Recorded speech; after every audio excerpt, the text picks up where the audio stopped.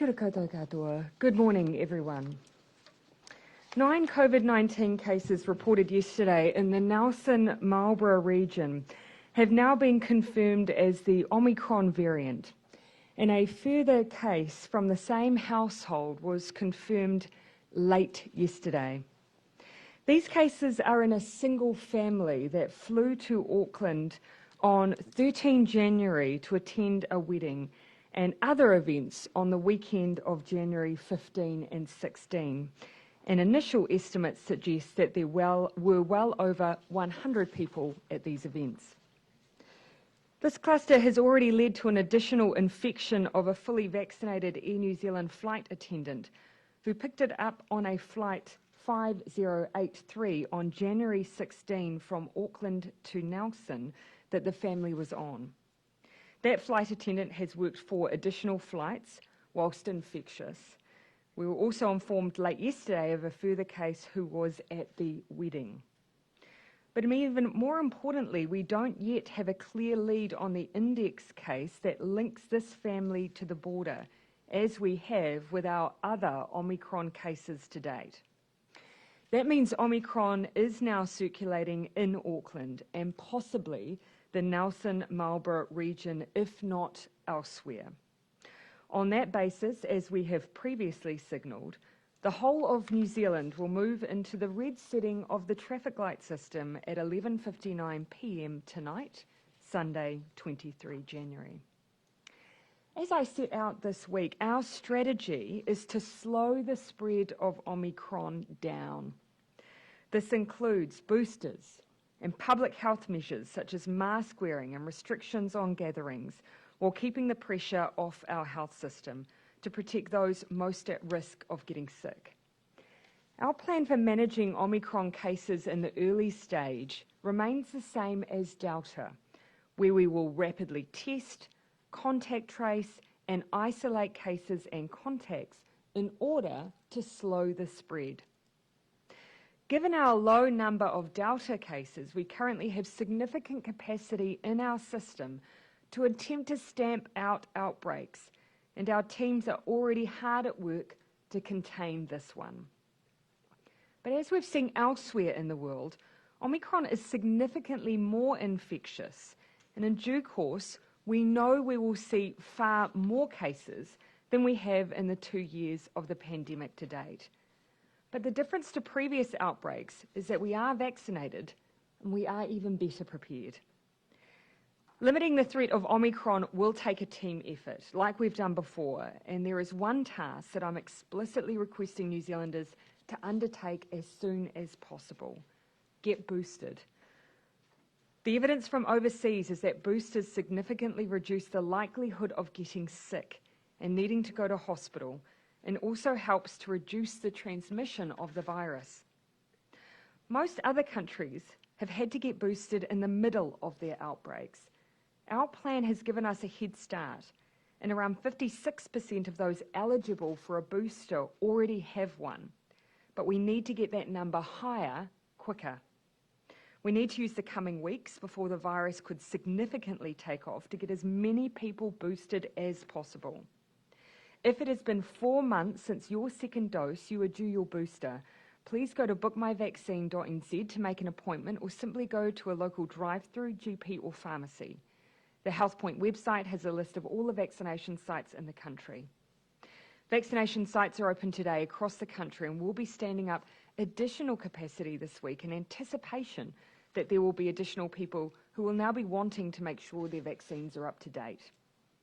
And for those of you with children aged 5 to 11, all children aged 5+ can now be vaccinated, and I encourage parents and caregivers to seek out information to help you make that important decision.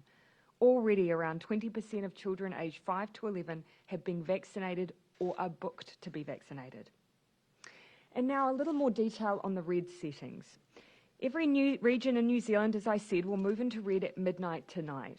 Even if your part of the country doesn't yet have Omicron, the evidence from overseas suggests that it moves very quickly. We know it's already in both the North and South Islands, and that cases have been on a number of flights.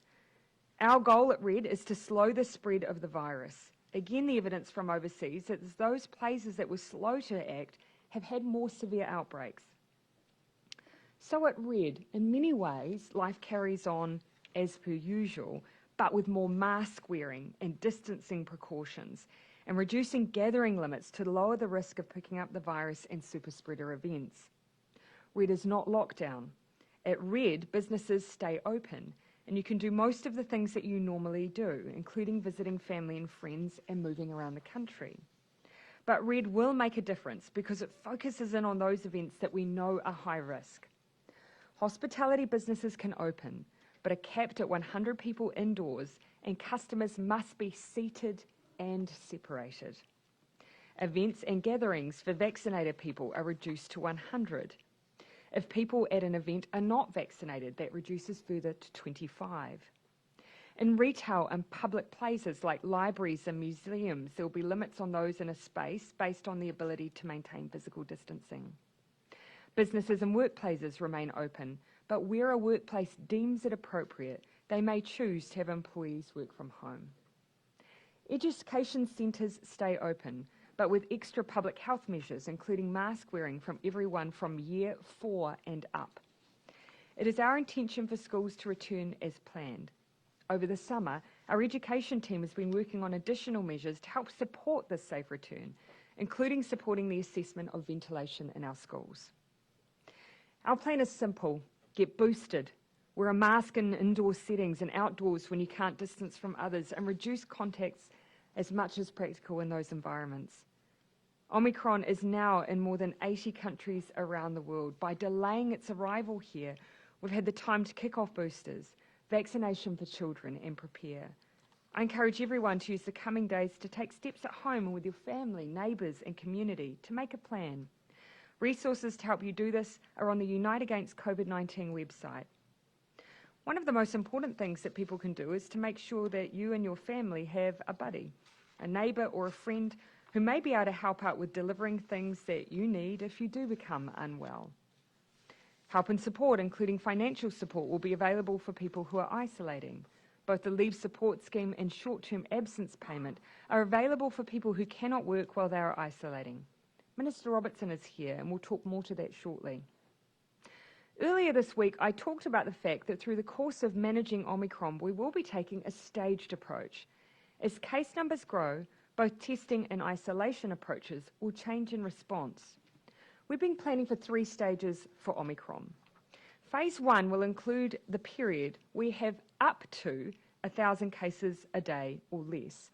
We expect this scenario in the initial stages of the outbreak and could take up to 14 days to arrive. At this stage, we're doing what we've successfully done with Delta, taking that stamp it out approach. And this will be familiar to you. Broadly speaking, it includes the same contact tracing, isolation, and requests that everyone who has symptoms be tested at a community testing station or at a primary health provider. PCR tests will continue to be used, but we will begin to integrate rapid antigen tests into these sites as required. If you're required to isolate during this phase, you'll receive advice and, if needed, support to do so. In this stage, you will need to isolate for 14 days if you're a case and 10 days if you're a contact. Stage 2 will be a transition stage where we adjust the system to focus much more on identifying those who are at greater risk of severe illness from Omicron, which will be a smaller percentage of cases. At the 3rd stage, when cases are in the thousands per day, we will then make changes to contact tracing, the definition of contacts and isolation requirements. Details of this stage of the outbreak we'll be providing in a full walkthrough with the Ministry of Public Health on Wednesday. But it's worth noting that we don't expect to be at this stage for a few weeks. Through the course of each stage, we have a test to work regime that will apply to our essential workforces to keep them going through the outbreak. I know that hearing these sorts of case numbers will sound deeply concerning for people to hear, and of course, we'll do everything that we can to slow the spread and reduce the number of cases we experience as a nation. But it's important to remember that COVID is a different foe to what it was in the beginning. Yes, we're not used to having it amongst us, and we still want to prevent people from getting it. But if you do, because of vaccinations, for most people it will be mild to moderate illness that you can manage at home. Why then, you may ask, are we going to such lengths to slow it down?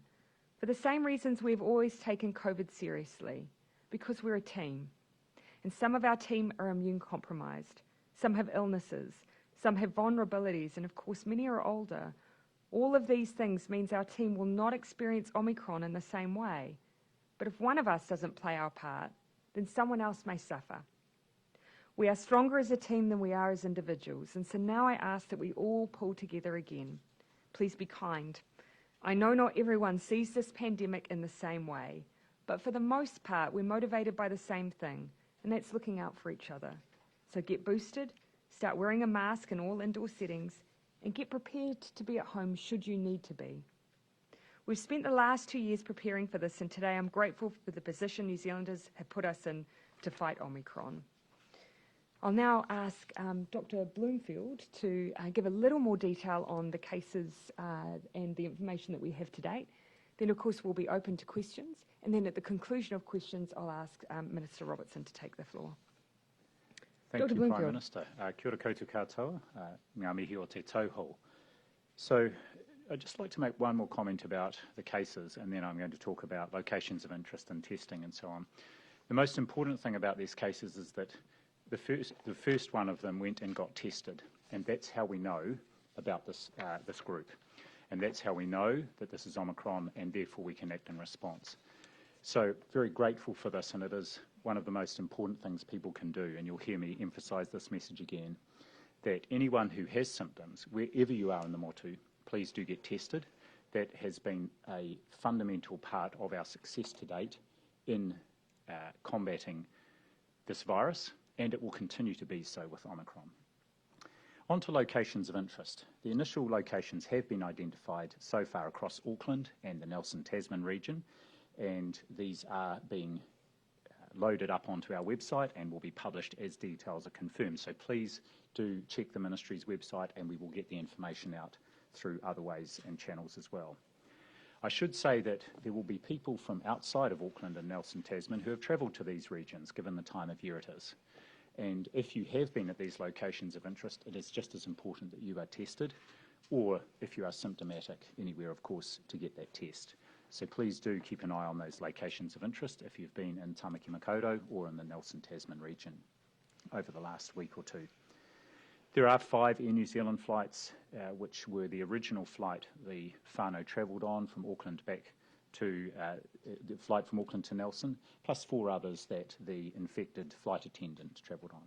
And those flights are NZ 5083, Auckland to Nelson at 5:20 p.m. on the 16th of January, flight NZ 5080 from Nelson to Auckland at 4 p.m. on the 19th of January, flight NZ 5077 from Auckland to Nelson at 2 p.m. on the 19th of January, flight NZ 5049 Auckland to New Plymouth at 7:50 p.m. on the 19th of January, and then flight NZ 5042 from New Plymouth to Auckland at 1:50 p.m. on the 20th of January. And just a reminder that there is still a Section 70 notice in place that puts a legal requirement on people who are contacts and who have been at a location of interest to follow instructions around isolating and getting tested. And as the Prime Minister has said, at this point in time, while we are still in a stamp-it-out approach, that will require cases to isolate for 14 days and contacts for 10 days. Our public health teams are busy conducting interviews with both the whānau and people who were at the events they were at in Auckland to find out how these cases might have been infected and further details of their movements and those of our other cases. However, based on the information we have, and particularly because they attended a wedding in Auckland, we have judged that the risk of undetected transmission is considered to be high, and hence our advice that now is the time to move the country into the red setting under the COVID protection framework. Our contact tracing teams are fully in action, and they're interviewing cases, identifying close contacts, tracing those contacts, and ensuring, most importantly, they are isolated and being tested. As of 11 p.m. last night, 150 of 192 people on those Air New Zealand flights I mentioned have been contacted and provided with information about isolation and testing. And those efforts, of course, continue this morning. There are at least 2 known groups that were infected at the family event, the wedding, and attendees from the wedding are also known to have attended other places where there are high numbers of people. This includes a funeral, an amusement park, Sky Tower, and domestic airports, of course, around the country. I'd like to reiterate that locations of interest are only published where we don't know some of the people there. There will be other exposure events where we know everybody who is there, so that place, that does not become a location of interest and is not published. We do expect the number of cases and contacts to grow. We've seen this with previous outbreaks, with Delta and other variants, but of course with Omicron being highly transmissible, that will happen, and we will learn more from interviews of our cases. We've got additional capacity stood up around our contact tracing. Our public health teams around the country and our central team are working very hard together on that. And in that vein, Healthline is also surging its workforce today and has additional people on duty in anticipation of an increase in call volumes. Please be patient if there is a short wait. Call back later if you can't get through immediately. They will have extra staff on. Please remember, just call Healthline for clinical advice. If you have been at a location of interest at the same time period as a case has been, then seek advice. But they are not there to provide advice around, for example, what the red alert level settings are and so on. That information is all available on the government's websites. And if you want to know the locations where you can be tested, of course, the HealthPoint website has that as well. Again, just to reiterate the Prime Minister's point that at this stage, in a stamp-it-out approach, our testing is exactly the same as it has been right through the pandemic so far, and that has served us very well. It is our nasopharyngeal PCR swabbing that is done in a range of places and communities, and people will be very familiar with this now. So that is the mainstay of our testing. If you are symptomatic, please seek a test. Our DHBs have all been notified, and they will ensure there is good access to testing today and in coming days. Our teams will closely monitor that and ensure additional capacity is made available if needed. It's important the right people get tested. So please, if you don't have symptoms or haven't been at a location of interest, there is no need to get a test at this point. We need the right people to get tested so we can understand the extent of transmission at this point. I also want to reassure New Zealanders that anyone who needs medical care will continue to be able to receive that, in both in the community and primary care, but also in our hospitals. Our health system and our hospitals have good capacity across the motu. Our hospitals at the moment are 84% occupancy, which is actually pretty typical for this time of year, and ICU occupancy is under 70%. Most of these are people who have had surgery done and so require time in ICU.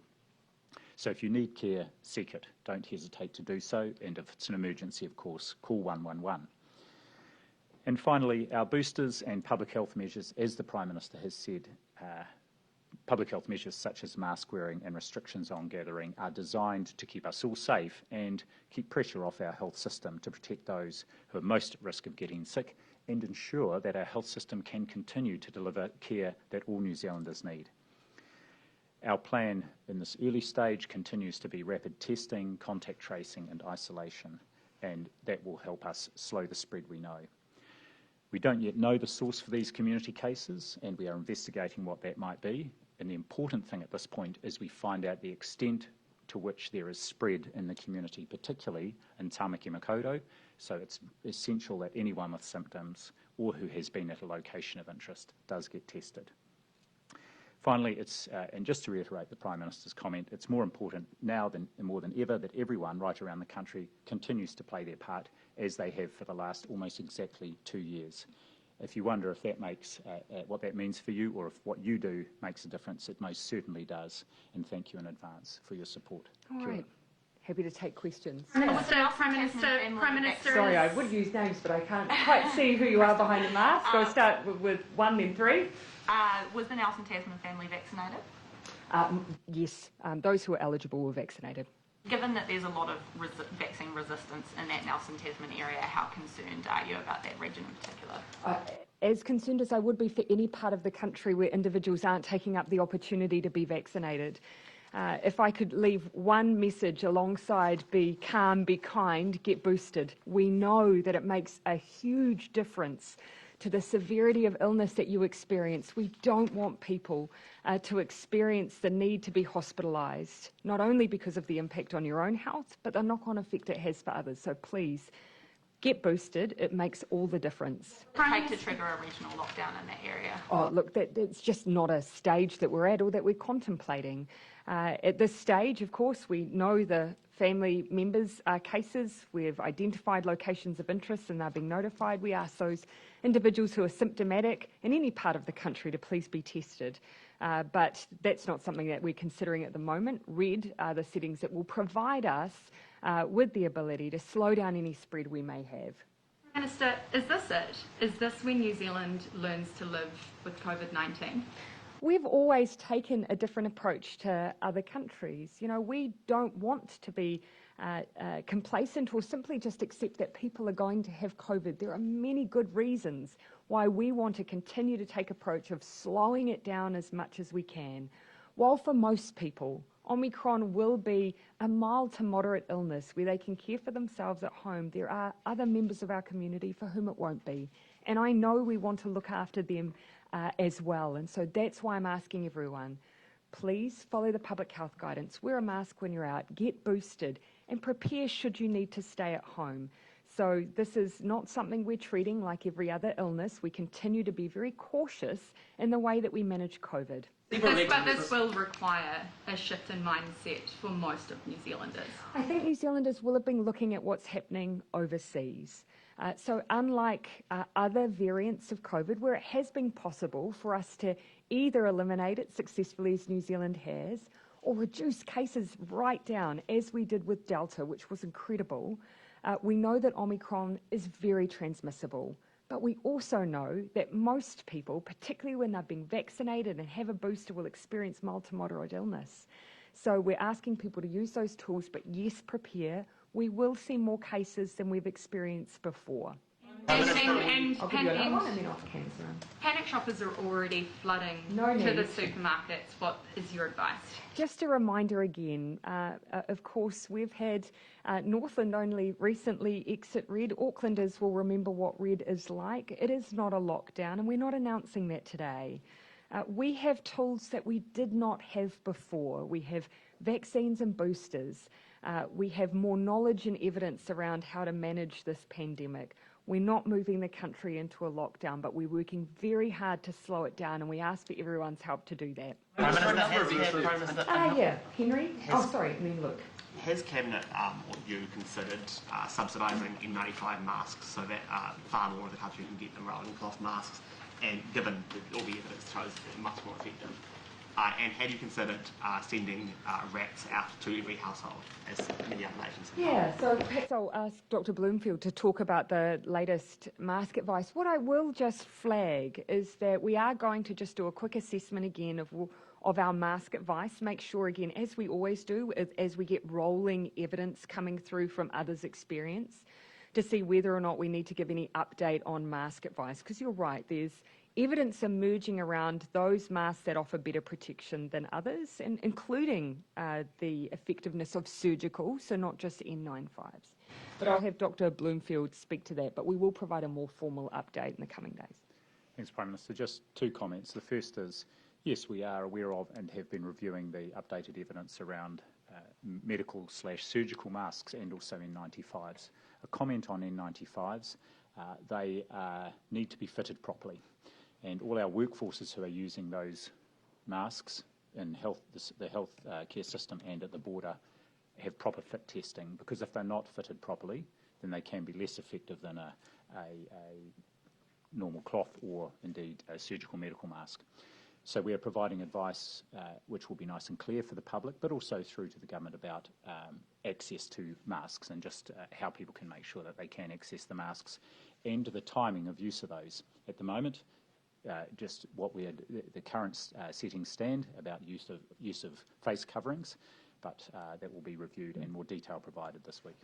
Again, our health workforce have good supply of N95s. There's good availability of surgical masks across the country. Would you consider making them free and sending them out to households? Not something that we've given consideration to it at this stage. You know, I know obviously that many people, of course, have face coverings. It's just providing the advice of what we know about what is the most effective. Sending out rats to households pregnantly, so every household has them and can easily test at home. Yeah. So the most important thing, So the most important thing to remember about this phase of the pandemic is that we will continue to operate as we have done for Delta, and we're able to do that with the capacity we have at present and the case numbers we have at present. Now, the reason we're doing that is because that actually gives us the best chance to continue to limit the spread. And also, we know that PCR testing is the best tool for us in that phase. Rapid antigen testing has an effectiveness or an efficacy up to about 80%. That means at any given time you are missing cases. So that is something you want to leave for further on in the outbreak. As we've indicated, looking at all the evidence, we do expect, though, to reach a number where we do have a much larger number of positive cases. We will transition from our current way of operating into different use of testing mechanisms. Dr. Verrill, alongside Dr. Bloomfield, will talk about phase 2 and phase 3 in about 72 hours on Wednesday, and we'll cover off the way we'll integrate rapid antigen testing in at that point as well.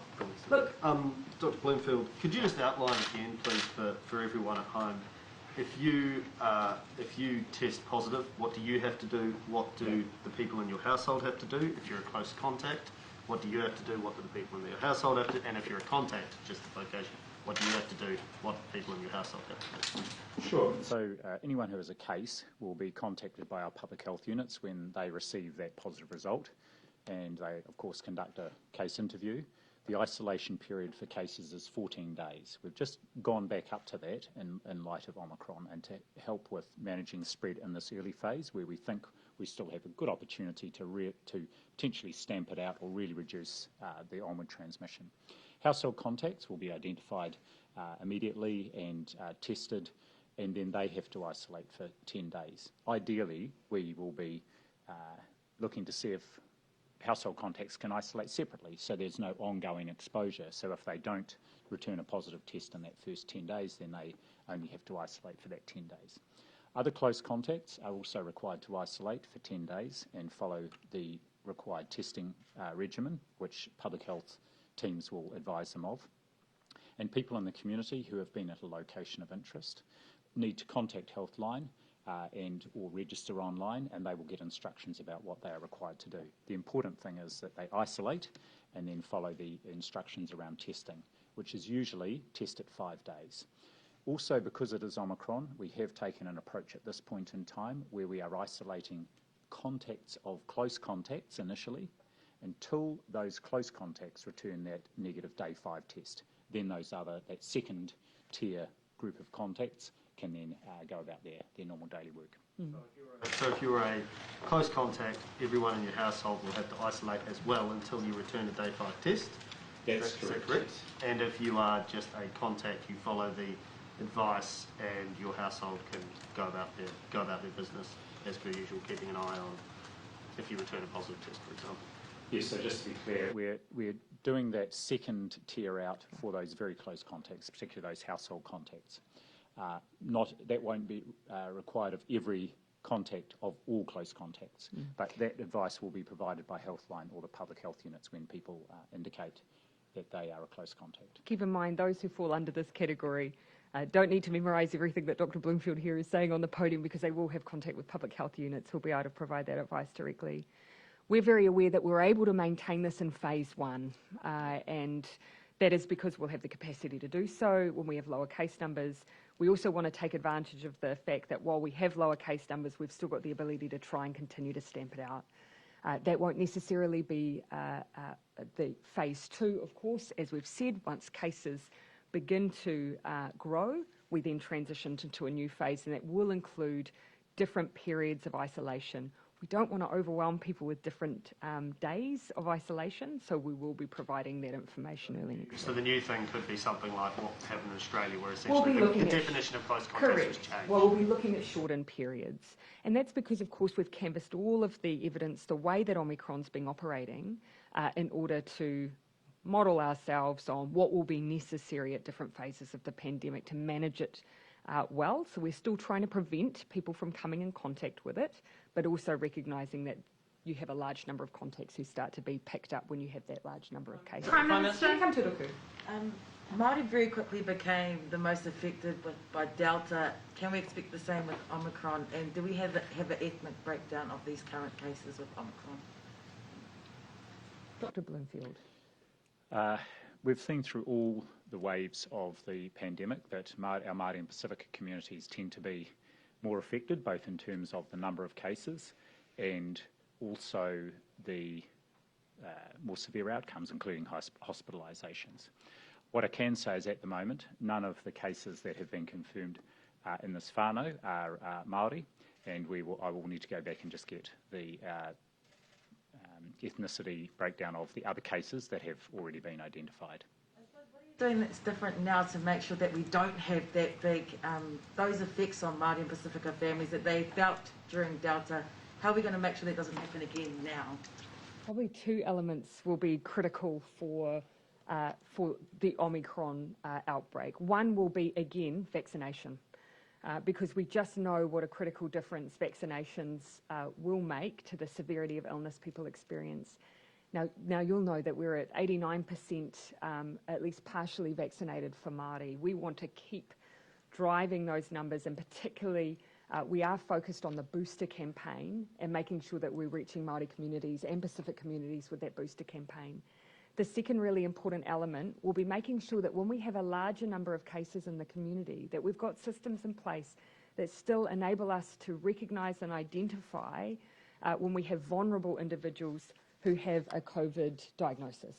Because most will be able to isolate safely at home. But for those who may have pre-existing conditions, we need to identify them quickly, make sure that they have a proper medical assessment and have the care that they need. So that's something that we've been working on as part of that first Delta outbreak. We have that in place. We need to make sure that it can scale up and work appropriately when we have a larger number of cases, though. Prime Minister, a number of experts, or Susie Wiles, Michael Blank, have expressed concern that the red traffic light setting won't be enough to slow down Omicron. They'd prefer to see, Susie Wiles anyway, would prefer to see high-risk activities like restaurants shut down completely. What do you say to that?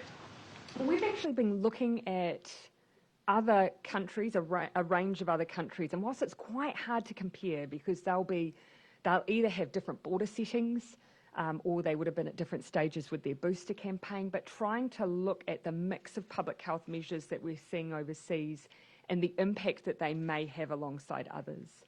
Keep in mind, we, of course, have the red settings, but we are also still isolating people as they come in at the border, so we don't have the same seating that many other countries have had. But we will keep looking at that evidence, keep looking at what we may want to do. At this stage, we're not considering, for instance, the closure of hospitality. That is not part of our plan. You will see, though, that red does require a change for high-risk events like, for instance, nightclubs have to move to seated and separated. We know that that will have a large impact, but we already identified, and you can see from the outbreaks in Australia in particular, that those are high-risk events, so that's one thing we can do to mitigate against that. I think you have a follow-up there. I know you've said modelling is incredibly variable, yeah. But I know Auckland DHB last week was talking about 1,800 cases a day. I wonder whether Dr. Bloomfield, you have any nationwide assessment or figures that you can share? They're highly variable, and so whilst what I'll say here isn't necessarily a modelling scenario, what we've wanted to do is test our systems under a scenario where you've got less than 1,000 right up to 50,000. We need to be able to test systems for a very wide range. Now, that's not to say New Zealand will experience that, but we want a wide range of scenarios that we can prepare for and work very hard to end up on the lowest end of the scale that we can. Just to add to that, the most useful thing about modelling is as an input into scenario planning for both the health system and the wider government sector, and indeed for the private sector. So, as the PM said, we've got a range of results from different modellers, and the key thing here is we've used that to inform these 3 scenarios that we've planned to, and about which we will provide the detail during the week. Dr. Bloomfield's right. That should not be referred to as modelling, but scenario planning. And I think people would expect us to think about both low and extremely high scenarios. Could we cope with 50,000 a day? Sorry, could we? Could we cope with 50,000 cases a day? We've designed systems that are designed around that. Of course, as I've said, we are working, and all of our strategy is about putting us on the lower end of the spectrum. But this is a variant that entered into the world's knowledge in November. We still don't have the ability to truly assess, given the very different circumstances of every country, precisely what will happen here. But we do know we are better placed than many. Prime Minister, would you give consideration to a 3-month rather than a 4-month gap for visitors? A good question. I would give consideration to anything that our health experts advise us to do. And so that would be a question for Dr. Bloomfield. At the moment, we're planning to stick with that 4-month gap, and that's serving us well, but of course we're keeping it under advisement. Remembering actually the initial advice was for 6 months. Likewise, our advisory group that is looking at the paediatric vaccine is going to reconvene in the first half of February to look at the interval for the 2 doses, the gap between the 2 doses for the paediatric vaccine. Currently 8 weeks, that's what's been done around the globe, but they're going to relook at the evidence as well as an updated look at the safety data. Irrespective of whether we have 50,000 cases or far fewer, that you would expect a peak and then a tail off. What's your view as to how long that might be before in the tail off period? Well, given that it has not been in the world for long, there are a handful of countries that we can turn to. I'm hesitant to draw too much conclusion given the different circumstances. So for the UK, for instance, they've certainly believed that they're coming off their peak, but of course they had a much higher number of individuals who had previously been exposed to COVID. So perhaps Dr. Bloomfield, you might wish to comment on that. Thanks, Prime Minister. Yes, we're looking carefully at the UK, USA, particularly the eastern seaboard, and even New South Wales and Victoria. And what it seems is that they had very high peaks, but that the peaks have turned also quite quickly. And again, the next week, I think week or 2 in those jurisdictions will really be helpful. What we also can't assess is the efforts that we're making to slow it down, whether or not that would prolong the period at which before we see a peak. Ultimately, though, of course, our absolute focus is on slowing it down, not rushing through a surge, because by slowing it down, we give our health system the ability to make sure that they can manage and provide the care for everyone who needs it, the most appropriate care. Joe, I will come back to you. I'll just pan around for those who haven't had a question yet, Joe. Just going back to the booster questions, in some of the regions where it was slower, the rollout, there are people who are still in their mid-70s who haven't got their booster shot yet. If they're sort of a week or 2 weeks away and highly anxious, which is fair enough, is there any sort of allowance, I guess, for people to just move that forward a little bit, given there are countries who have got that more reduced? I mean, there shouldn't be many. We had very high rates of the 65 plus range quite early on in the campaign. But I'll ask Dr. Bloomfield to speak to health advice for our vulnerable. Certainly, it's still a 4-month interval, and the system is set up to do that. But as the Prime Minister said, our rates for over 65s were high right around the country, and particularly in aged residential care. And all our district health boards are positioned to have all our aged residential care people with their boosters by the end of this month, and are moving very quickly through that Group 3 and those other groups that were vaccinated earliest. I also asked too, that number, 56% I think it was, of those eligible. Correct. What is the drive that you're going to do around that? Do you think that the, arrival of Omicron is going to put the fear into people anyway? Well, we have expected 2 things butting up against each other. We've been talking to our teams about what they're seeing and what their view is on why, given the availability since the beginning of January for the 4-month interval, and in fact boosters have been available since the end of November, view seems to be that holidays have had a large impact. Our view is that with both holidays coming to a firm conclusion for most, and with Omicron's arrival, that we've been prepared that at the point that happened we would see a surge. We've got a lot of capacity already available in the system. So please, to everyone, jump online, book now, or drop into a walk-in centre or a drive-through, because we're ready for you and we'd be very keen to see you. Last one, and then I'll come to one last question. Just in terms of that paediatric vaccine rollout, appreciate you're looking at the timing stuff, but would any consideration be given to not opening schools until that paediatric vaccination rate gets higher? That's no, and nor is that the advice that we've been given from any of our experts, that should be a course of action, and keeping in mind as well. Actually, we've been very careful here. Paediatric doses are not linked to any requirements, are not linked to vaccine passes, not linked in the ability to go to school, and we're very careful to decouple those things. This is a choice for parents, and we do not want there to be any impact on a child should they not be vaccinated, but of course we will keep encouraging parents to make that choice. Prime Minister, I'll come to Amelia and then back over to... Yeah, thank you. Can you just detail what that test to work policy is? So broadly speaking, of course, what we've seen overseas is that when you reach higher case numbers, contact tracing and isolation requirements have a heavy impact on essential services, particularly the movement of food and goods right through to medical care. You will have already seen in part of our management of COVID that we've implemented in particularly the health workforce the ability of daily rapid antigen tests as a way of allowing continuity of workforce safely. So what we'll be sharing a bit more detail on are those other areas where people will be able to use rapid antigen tests on a regular basis to enable their workforce to stay in contact with work if they're a contact. As you said, we're going to need millions of rapid antigen tests. Where are they? Two things. We've got over 4.5 million, another million coming in this week, tens of millions on order. For the first phase of the pandemic, though, given the fact that a rapid antigen test can miss as many as 20% of cases, we will continue to use PCR testing, and as our cases grow, integrate rapid antigen testing. For businesses who are essential, many have already ordered their own rapid antigen tests, and would encourage businesses to continue to explore to do that as well, whilst we work with them to ensure that those essential services also have access to rapid antigen testing.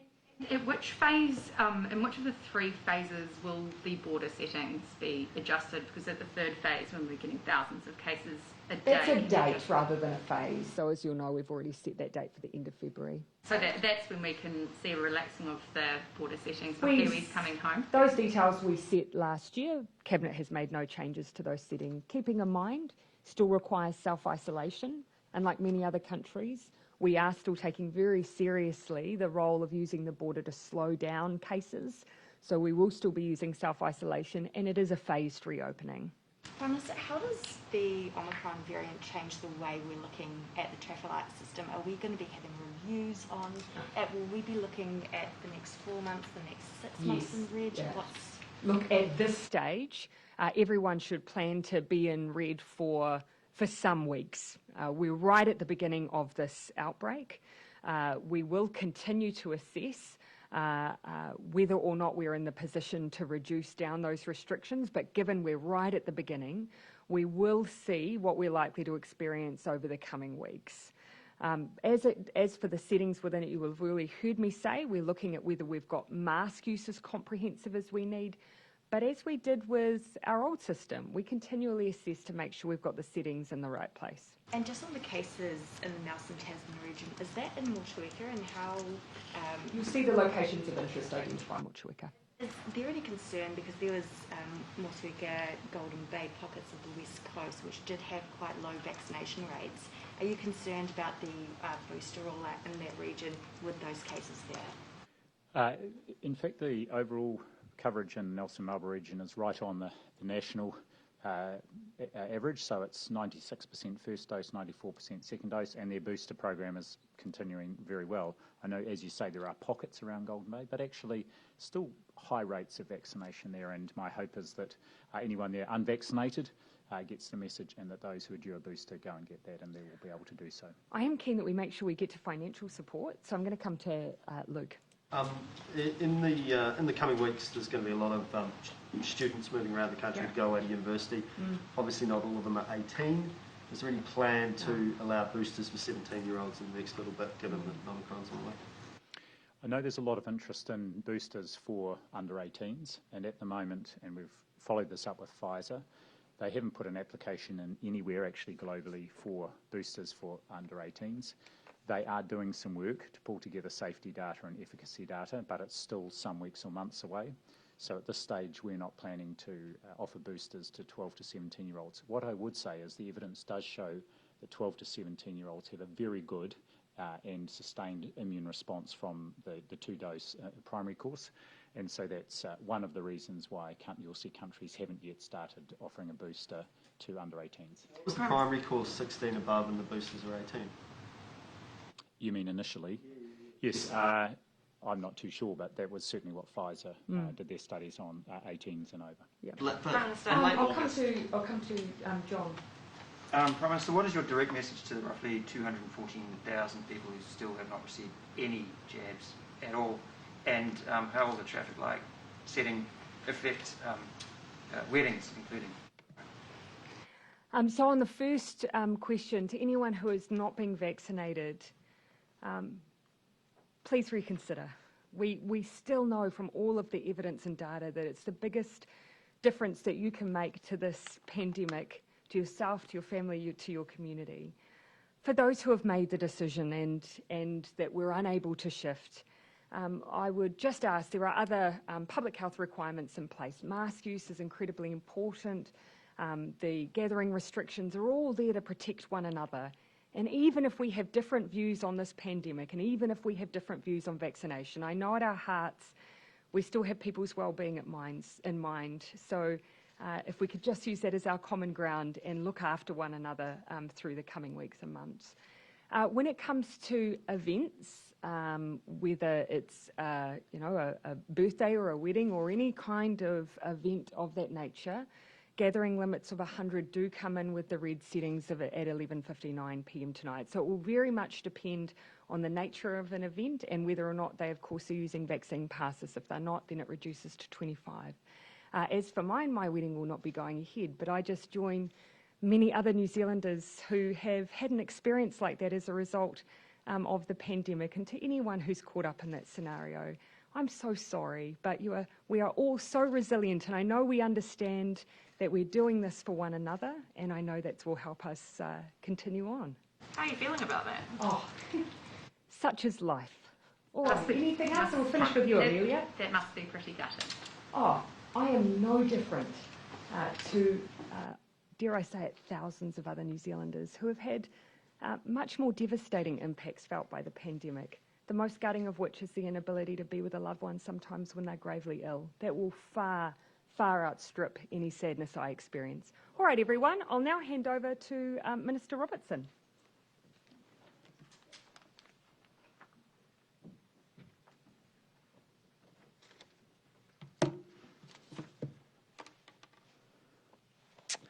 Kia ora koutou katoa. The COVID protection framework has been designed to allow businesses to be able to open at the red level, including having customers to visit in things like the hospitality and retail sector or the accommodation sector, if these businesses follow the public health measures put in place to keep people safe. It is different to how we have operated under the alert level system, where at the higher alert levels, businesses could not open at all. We can do this because our vaccination rates are high and we have a strong contact tracing and testing system and public health measures that are in place. It is important to reiterate, at the red level, this is not a lockdown. It is not what we did under the higher alert levels. And if we all follow the rules and the health guidance, the economy will continue to be able to operate strongly and businesses will be able to open. A critical difference with Omicron from previous outbreaks is that the experience from overseas tells us that the economic disruption will be experienced more on the supply side of the economy. What that means is, in particular, in supply chains and workforce disruption caused by the need for people to isolate. We are working to avoid that disruption through our testing, contact tracing and isolation strategy and through the business continuity plans being implemented by businesses all around New Zealand. In terms of economic support, It's the supply side disruption that means our initial focus is on supporting those who are not able to be at work because they have COVID or have to isolate as a contact or while they wait for test results. The financial support in place to support us through these stages of an Omicron outbreak includes the Leave Support Scheme. This is available to employers and also includes self-employed people to help pay their employees who have been advised to self-isolate because of COVID and can't work at home during that period. It's paid at the same rates as the wage subsidy was previous, that being $600 per week per full-time worker and $359 per week per part-time worker. We also have the short-term absence payment. This is a payment available for businesses, again including self-employed people, to help pay their employees who cannot work from home while they wait for the result of a COVID-19 test. That is paid at $359 per eligible worker. The full details about these payments are available on MSD's website. A number of further measures to support businesses are available. These include the Commissioner of Inland Revenue having the discretion to offer greater flexibility on tax payments for businesses to support cash flow for firms who may find themselves under pressure. The Small Business Cash Flow Loan Scheme is still available, and we already have work underway to enhance this to make sure it can further support businesses. There's also other business support packages available, such as those through the Regional Business Partner Network Program and the Events Transition Support Scheme. I'd also note that we have our Care and Community Program that will support individuals and families who have to isolate, in addition to the usual support provided by MSD and other agencies. As we've done throughout COVID, we will continually monitor the situation and make changes to our supports as appropriate. This will include watching the live data that we have on the economy to see in real time the impact of moving to red, and as we chart a clear idea of how our Omicron cases are tracking. The trajectory of Omicron cases under the protection framework and within a highly vaccinated population will help us judge if further targeted support measures are required over the next couple of weeks. As we indicated late last year, any further support that is provided will be targeted to the most affected sectors. We have resources within the COVID Response and Recovery Fund to manage this immediate response to Omicron. If further resources are needed to protect New Zealanders' lives and livelihoods, we will do as we have done before and make those resources available. It's worth remembering that because of our strong economy and the careful management that the government has had of that, New Zealand has one of the strongest government financial positions in the world. And our government accounts continue to outperform forecasts, and this gives us the fiscal headroom to meet the costs of Omicron. Happy to take questions. What advice have you seen on the worst case scenario of an Omicron outbreak on supply chains? Oh, look, I mean, obviously when we look at what's happened in jurisdictions overseas, there's been quite significant disruptions to everything from the ability for businesses to open because staff are isolating through to supply chain issues. What we're trying to do now is get in front of that, and you heard the Prime Minister talk about some of the ways that we're looking to do that with the testing regime. I also know that in the business continuity plans that businesses have put forward, they're already looking at the way that they can separate people into different teams. So if some people have to isolate, others are able to take over. In terms of a specific cost, it's very, very hard to be able to estimate that. Some of the modelling that I've seen is if you had, say, 25,000 cases a day, then the Leave Support Scheme would be costing $50 million a week to pay out. But in terms of the overall cost to the economy, actually at red, it's about $50 million a week more than it is at orange. So I think that's just under $200 million a week.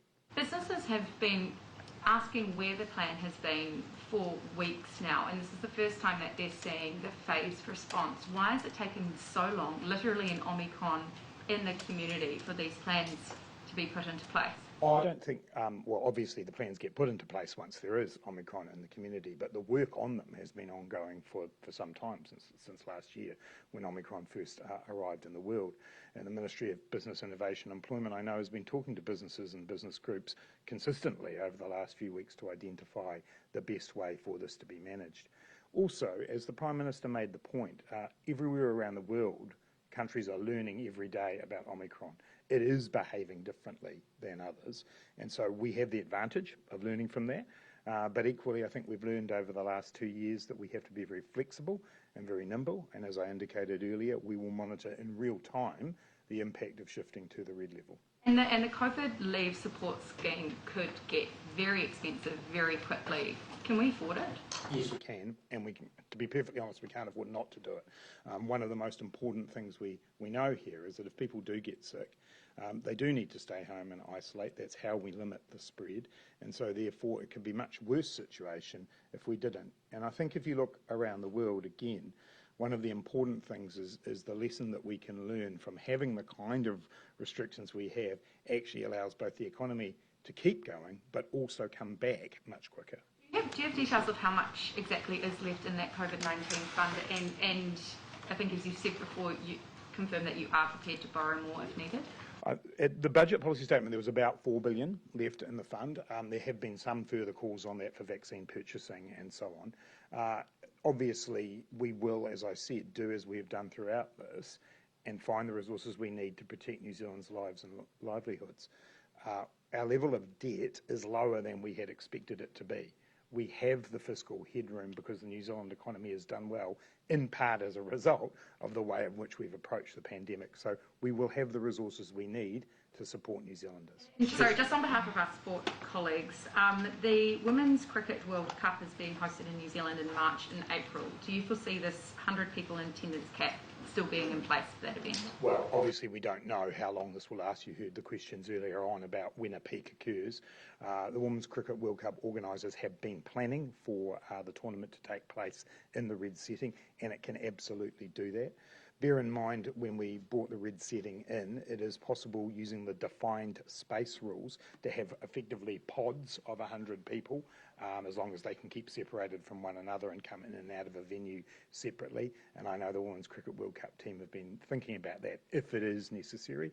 But that is, as you're saying, 6 to 8 weeks away for the peak of the tournament, so there's a lot of water to go under the bridge. Should people expect to see empty supermarket shelves with the likes of truck drivers and supermarket workers having to stay home and isolate? So we're working very hard to avoid that, and we've been working closely with the supermarket sector, with the supply chain and logistics sector to make sure we don't end up in that position.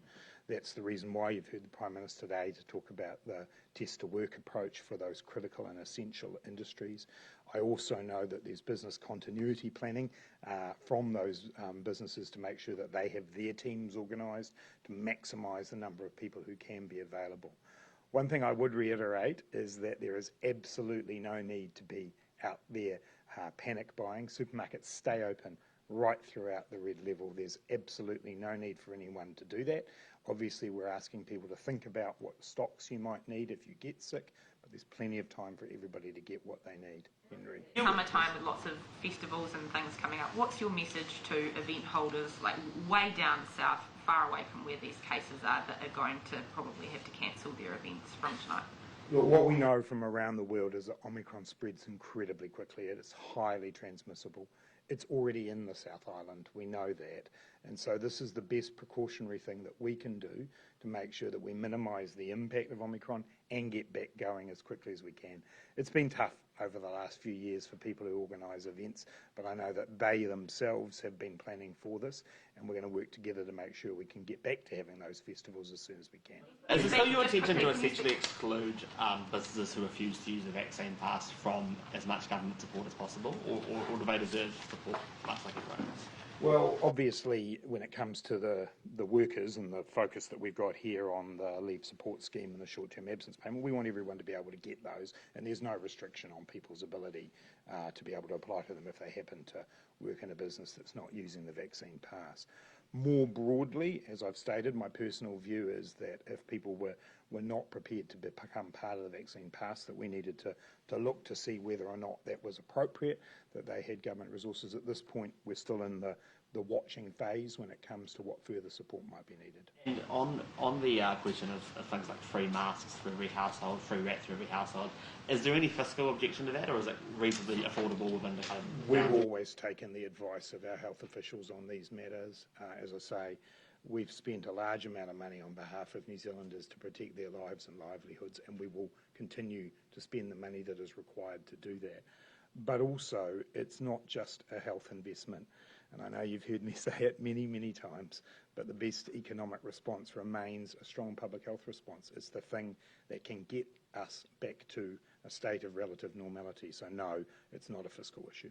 Minister, on a similar rat-related question, can you just clarify whether businesses will get rat tests, or will they continue? Will they have to buy their own, or will there be some combination of measures to assist businesses that want these tests? So there'll be further comment made on this on Wednesday, as the Prime Minister suggested earlier. Many larger businesses have their own stocks of rats. They are perfectly able to order those now, so they are able to order them themselves, including from offshore. We will be working with businesses around the provision of those. Obviously, we've particularly got in mind small and medium enterprises who might not have had the ability to have access to them. But the initial phase, as the Prime Minister indicated, is particularly around those essential or critical workplaces, those that are involved in important industries like electricity, water, and so on, but also logistics, supply chain, transport. That's our initial focus, and we're working closely with them.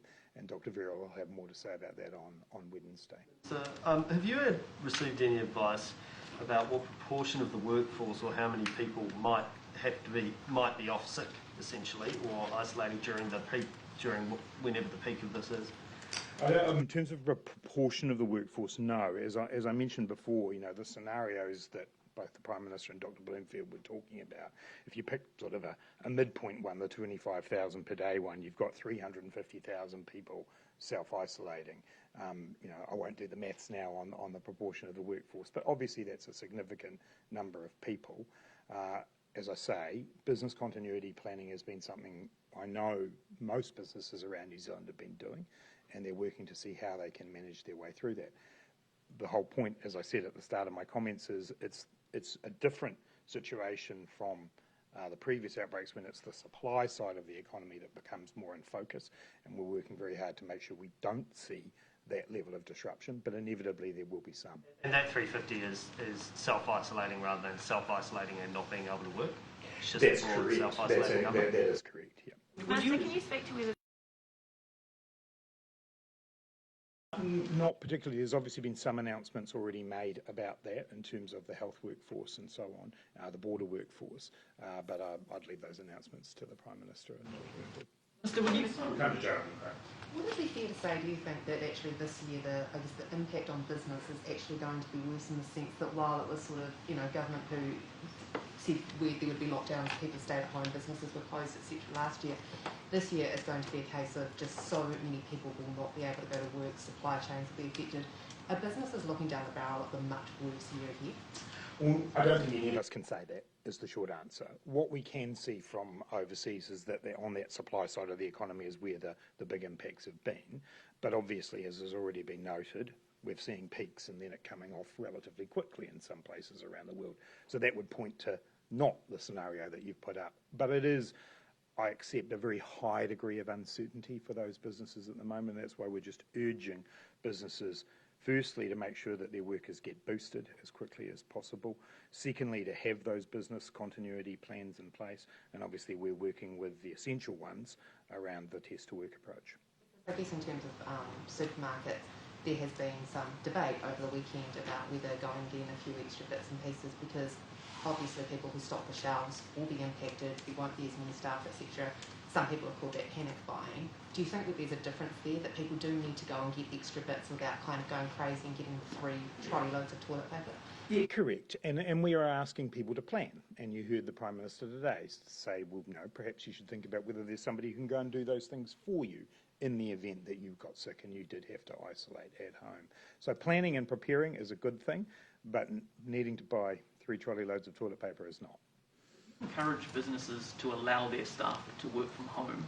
The red traffic light settings don't go quite that far, but would you encourage them to do that? It very much depends on the business itself. And again, most of us have had experiences over the last couple of years which they'll be familiar with, where their businesses make those decisions. That's on an as appropriate basis, and as you're noting, the red level doesn't require that. It's important to note in the red level that people can still move around. People can travel region to region. They can still undertake business activities. What this is about is avoiding the events that we know are the potential super spreader events. And that's what the focus is, rather than a particular focus on people going to work. Thanks, everyone.